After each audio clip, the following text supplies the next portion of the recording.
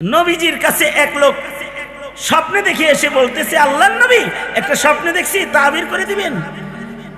স্বপ্ন বলো। পাশে হযরত আবু বকর বসা আছেন। এ লোক স্বপ্ন বলতেছে নবীজির কাছে। দেখলাম আসমান থেকে একটা রশি জমিন পর্যন্ত পড়ছে।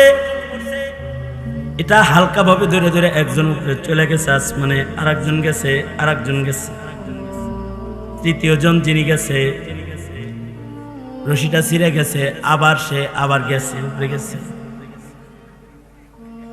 এরপরে দেখলাম আকাশ থেকে ঘি পড়তেছে, মধু পড়তেছে, দুইটার নালা দিয়া জমিনে ঘি আর মধু পড়তেছে। নবীজি এটা কি দেখলাম? পাশে আবু বকর বসা আছে। আবু বকর কয়, আল্লাহর নবী আমি স্বপ্নের তাবিরটা কইরা দেই। সিদ্দিক আকবর আগায় কয়, আমি স্বপ্নের তাবির করে দিই। আল্লাহর রাসূল বললেন করে দাও। তা আবু বকর তাবির করে দিল। মধু হলো কোরআন আর ঘি হলো হালাওয়াতুল কোরআন। আর তিন লোক আসমানে চলে গেছে, আল্লাহর কাছে চলে গেছে।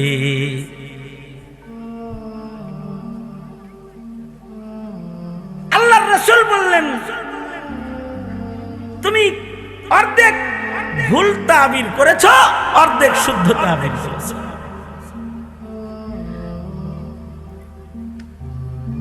আমাদের দেশে অনেকে মনে করে যে তাবির হয়ে গেলে স্বপ্ন মনে হয় লাগিয়ে যায়। সাবধান, সবার কাছে কইস না, তাবির করলে এটা লাগিয়ে যাবো, কিন্তু ভয় পায় না। হ্যাঁ, তিরমিজি শরীফের এক রিওয়ায়াতে আছে, আমি যা বললাম বুখারীর অংশ বললাম, তিরমিজি শরীফের এক রিওয়ায়াতে আছে যে মানুষের স্বপ্ন হলো পাখির পায়ের মধ্যে থাকা অথবা একটা বস্তুর মতো যেটা হালকা নাড়া দিলেই পড়ে যায়। তার মানে হলো বুঝাইতে চান যে স্বপ্নের তাবির হইলে স্বপ্ন ফেলে যায়। কিন্তু ইমাম বুখারী রাহমাতুল্লাহ আলাইহি এটাকে রদ করছেন। ইমাম বুখারী রাহমাতুল্লাহ আলাইহি বলেন, স্বপ্ন ভুল হইলে পরে ফলে না, ভুল তাবির করলে এটা ফলে না, শুদ্ধটাই ফলে। আল্লাহ যেটা দেখায় ওটা দেখাই, ওইটাই হয়। কারণ ওই যে ইমাম বুখারীর একমত যে স্বপ্ন তো ওহীর ৪৬ প্রকারের এক প্রকার। বান্দার সাথে আল্লাহর কথোপকথনের একটি প্রকার। আল্লাহ যা দেখায় ওইটা ভুল হয় না, তাবির ভুল হয়। তো ভুল তাবির হইলেই আল্লাহ ভুল তাবিরকে ফলায়া দেয় না। যদি ফলায়া দিত তাহলে আল্লাহর রাসূল আবু বকরকে বলতো, আবু বকর ভুল হইতেছে, তাবির করো না, করো না, করো না, পরে করো। কিন্তু নবী এটা বলেন নাই।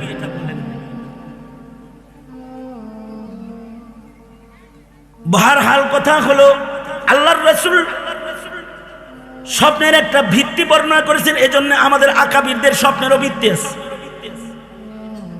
মনে মনে ভাবতে পারেন ইমাম মুহাম্মদ রে স্বপ্নে দেখেছে জান্নাতে, আর হে জান্নাতে আছে বুঝি এটা কিছু হইল না। স্বপ্নের একটা ভিত্তি আছে।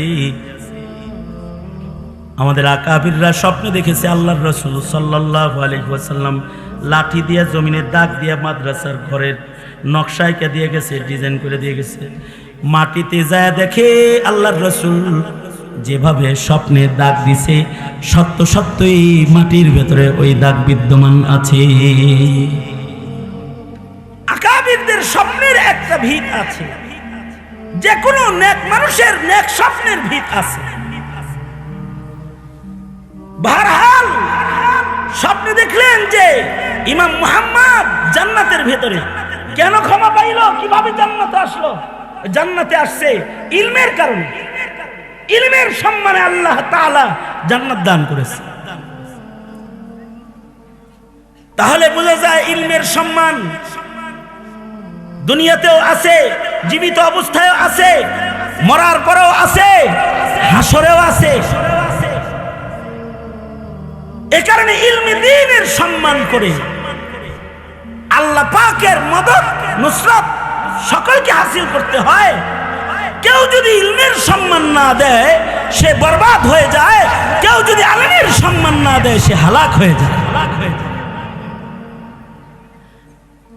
এজন্য উম্মতের উলামায়ে কেরাম যারা তারা নির্বাচিত এক জামাতের নাম, আল্লাহর নির্বাচিত একটা দলের নাম,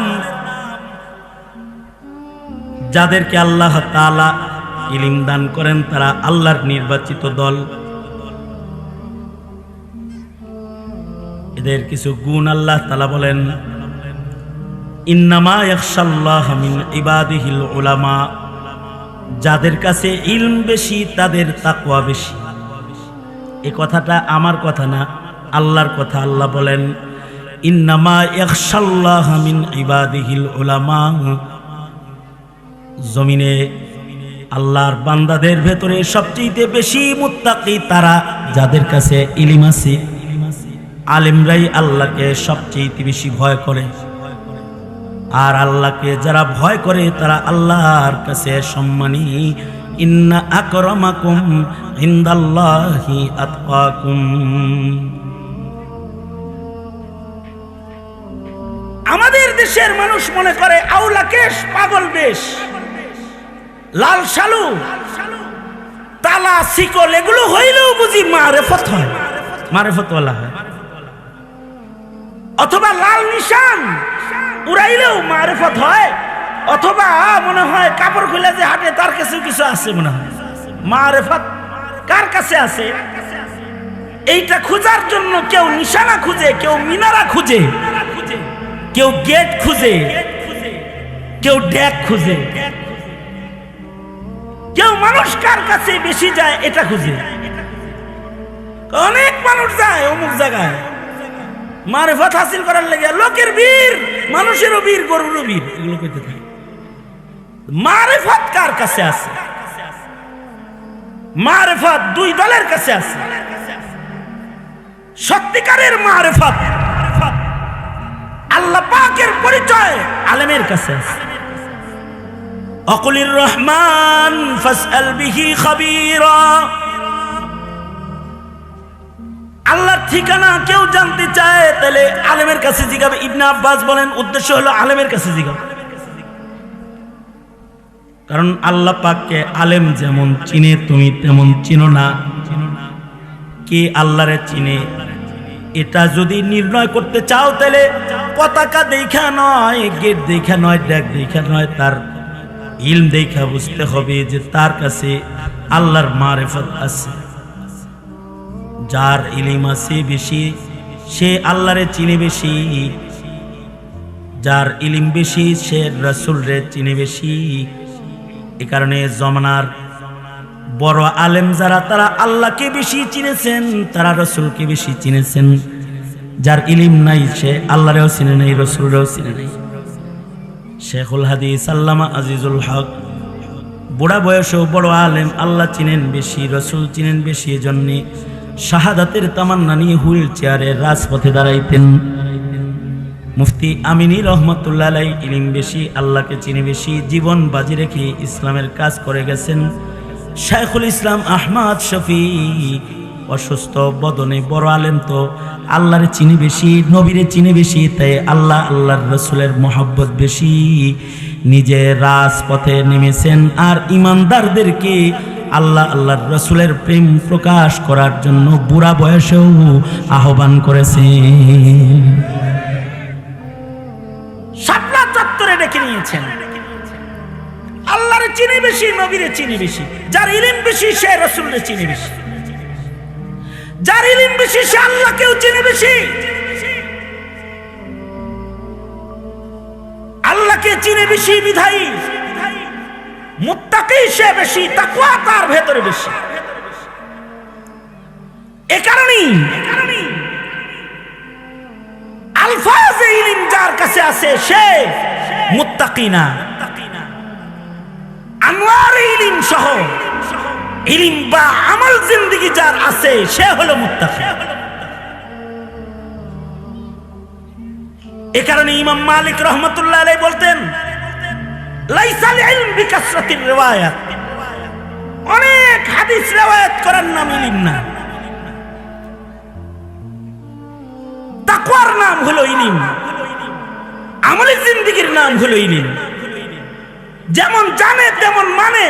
ওই আলেম যে জানে কিন্তু মানে না, তাকে দোজখের আগুনে সবার আগে ফেলা হবে।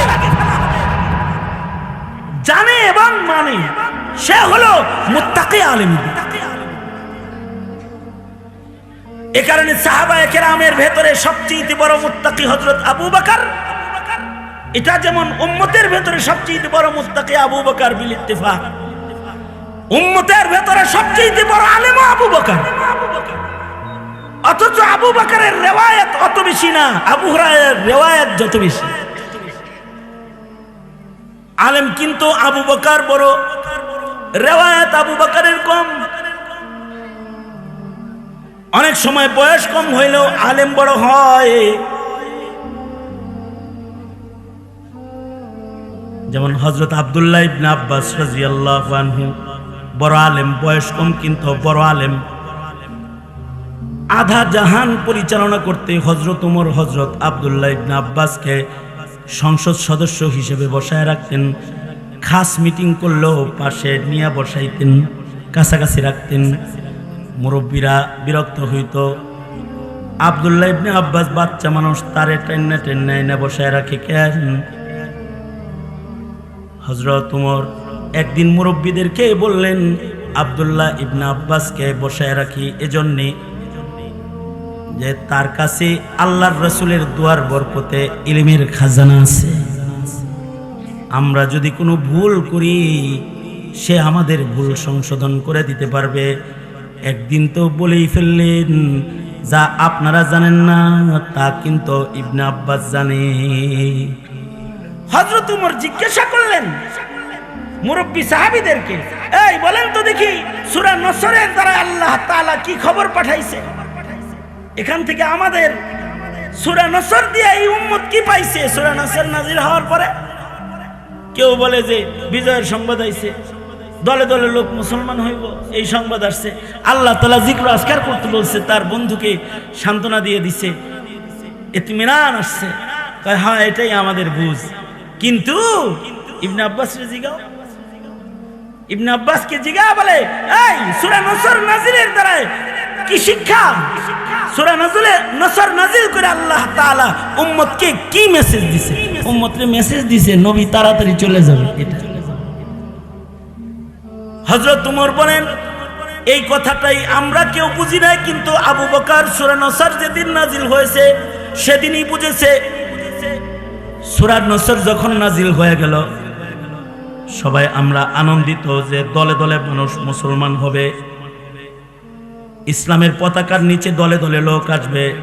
এখন খালি জিক্র আজকার, আর কোনো যুদ্ধ জেহাদ নাই। কি আরামের জিন্দেগি আমাদের আয়া পড়ছে, আল্লাহ আমাদের বিজয় দিয়ে দিছে। আমরা তো খুশি হইছি, কিন্তু হযরত আবু বকর কাঁদতেছিলেন। আবু বকরকে বলেছি, কাঁদেন কেন আবু বকর? আবু বকর বলে, তোমরা তো খুশি, কিন্তু আমার চিন্তা রোগে ধরছে, আমি ব্যথিত হয়েছি। কারণ হলো সূরা নসর নাজিল হয়েছে, মানে হলো আমার পয়গম্বরের বিদায়ের সময় ঘনায় গেছে। আল্লাহর রাসূল দুনিয়াতে থাকবেন না। এই যে আবু বকরের ইলমি কামাল, এটা কানা আবু বকর আলামানা। আবু বকর সাহাবীদের ভিতরে আলেম, আলেমের কাছে ইলম আছে, তাই আল্লাহর মারিফত আছে, নবীর মারিফত আছে। আর আলেমের কাছে ইলম আছে বিধায়ী আলেমরা প্রতিবাদী হয়, কারণ তারা ইলমের আলোয় হালাল হারাম দেখতে পায়। এ কারণে ডক্টর ইঞ্জিনিয়াররা মুখ বন্ধ করে বসে থাকতে পারে, কিন্তু মৌলবী মুখ বন্ধ করে বসে থাকতে পারে না, পারে না, তার জবান খুলে যায়। কারণ সে জান্নাত সুস্পষ্ট ইলমের আলোয় দেখতে পায়, জাহান্নাম সুস্পষ্ট ইলমের আলোয় দেখতে পায়। কারণ ইলমের দ্বারাই তো আল্লাহ পর্যন্ত পৌঁছা, নূর, এটা আল্লাহ পর্যন্ত পৌঁছার নূর। এ কারণে ইলম হাসিল করা প্রত্যেক মুমিন মুসলমানের উপরে আল্লাহ তাআলা ফরজ করেছেন। রাসূল বলেন, তলাবুল ইলমি ফারিদাতুন আলা কুল্লি মুসলিম। আমরা এটা বলি না আপনাদেরকে আপনারা আলেম বানান, আলেম বানাইবেন, এত সস্তা না। আলেম আল্লাহ মনোনীত করলে হবে, আপনি চাইলে আলেম হবে না। আল্লাহর কাছে দোয়া করে যদি কবুল করাইতে পারেন তাইলে আলেম হবে, কারণ ইলম আল্লাহর খাজানার জিনিস। কিন্তু আমরা বলি আলেম না বানাইতে পারলেও তলবে ইলম বানান, নিজের সন্তানকে তালিবুল ইলম বানান। তার জরুরি কিছু ইলম যার দ্বারা তার ঈমান তার ইসলাম রক্ষা হবে সেটা তাকে দিয়ে দেন। যদি তাকে সামান্য ইলমও দিয়ে দেওয়া যায়, নবীর কয়টা হাদিস, ছোট ছোট কোরআনের কয়টা সূরা, এগুলা যদি তার হৃদয়ে ঢুকায় দেওয়া যায়, তার কলবে ঢুকায় দেওয়া যায়, তাহলে এ ছোট ছোট ইলমগুলাই বটবৃক্ষ হয়ে তার ঈমান পাহারা দিতে থাকবে। হযরত থানবী উপমা দিয়ে বুঝাইছেন, মাটির ভেতরে দানা পুইতা দিলে দানা যেমন একটা গাছ হয়, ছোট্ট বাচ্চার সিনায় কোরআন হাদিসের বীজ বপন করে দিলে এক সময় তার এই ছোট্ট ইলমটাই অনেক বড় গাছ হয়ে যায়। যে গাছের ছায়ায় তার ঈমান হেফাজত হয়, তারে নাস্তিকদের পাড়ায় কেউ টাইনা নিতে পারে না। সে কাদিয়ানীদের পাড়ায় চলে যায় না যদি তার সামান্য কিছু ইলম হয়, কারণ এটা আল্লাহর রাসূলের ইলমি আরেকটা কামাল। আল্লাহর রাসূল বলেন, আমাকে আল্লাহ তাআলা জাওয়ামিউল কালিম বানিয়েছেন। কোরআন যেমন জাওয়ামিউল কালিম, আল্লাহর রাসূলের প্রত্যেকটা কথা জাওয়ামিউল কালিম। কোরআনের একটি আয়াতও যদি কারোর সিনায় থাকে তাহলে এখানে একটি সাগর আছে, সাগর। এক আয়াতের জ্ঞান তাকে এক সময় এক সাগর হিদায়াতের বার্তা প্রদান করবে, একটা আয়াত। কারণ আল্লাহর কালামের একটা কালিমার মূল্য কেমন?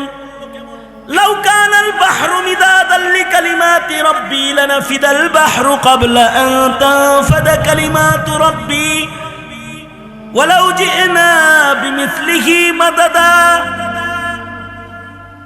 আল্লাহ পাকের কালিমা, আল্লাহ পাকের ইলমের একটা কালিমার অনেক দাম। এটা এত বিস্তৃত যে এর ব্যাখ্যা লিখতে 7 সাগরের জল দিয়েও কাজ হবে না, সকল গাছকে কলম বানাইলেও হবে না, জিন ও ইনসানের হায়াত কি এর জন্য ব্যয় করলেও এর ব্যাখ্যা লেখা শেষ হবে না। জমিন ও আসমানকে কাগজ বানায় লিখতে থাকলে এক সময় ইসরাফিল বাঁশি বাজাবে, কিন্তু আল্লাহ পাকের কালামের, আল্লাহ পাকের কথার একটা কালিমার ব্যাখ্যা লেখা শেষ হবে না।